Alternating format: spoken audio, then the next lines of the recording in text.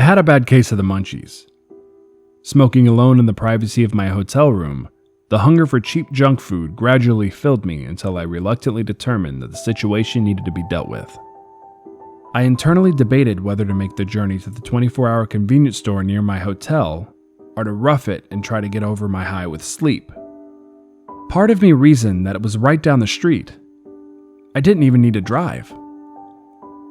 The other part of me whined that it was 3 in the morning and nearly 30 degrees outside. I argued with myself for a couple more minutes until the hunger decided my fate. I pulled on my coat and grabbed my room key off the dresser. Not wanting to deal with the 10 flights of stairs, the elevator presented the only other solution, so I made my way down the carpeted hallway, past the doors of sleeping occupants and an abandoned room service cart.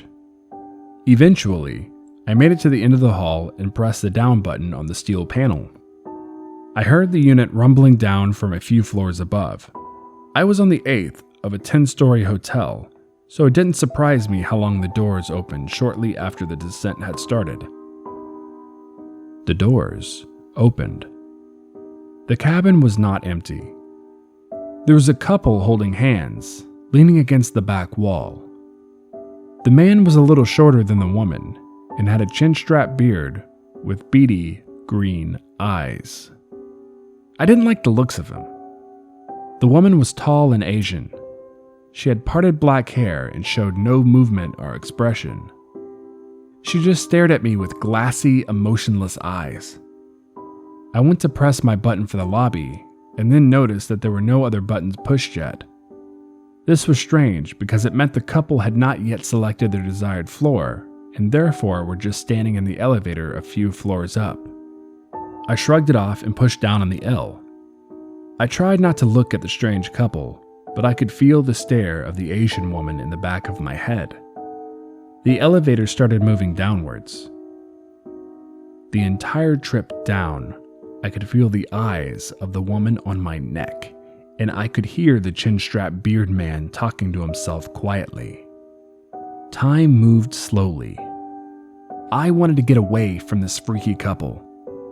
Eventually, after an awkward minute of silence, besides the soliloquized mutters, the middle door slid open. I walked out. The couple didn't. As the doors closed, I got a final view of them. The man kissing the woman, and the woman staring at me with her cold, glassy stare. By the time I reached the cash register, the hunger had gotten unbearable. I don't feel the need to list all the items I bought, but I can assure you that it was more than the casual shopper would have gotten.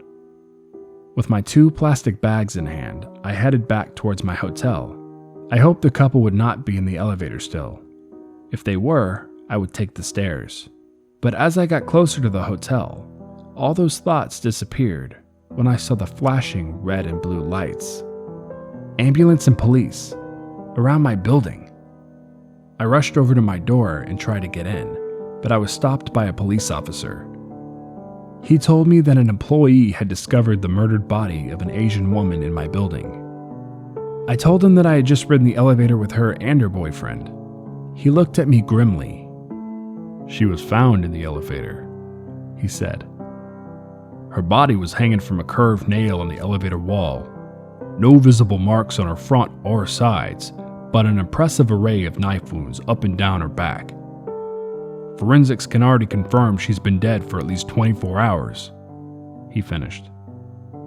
We just looked at each other for another 20 seconds. My mouth hung open in shock. The police officer added, "Now, I think you should probably come and give me a description of this boyfriend you mentioned."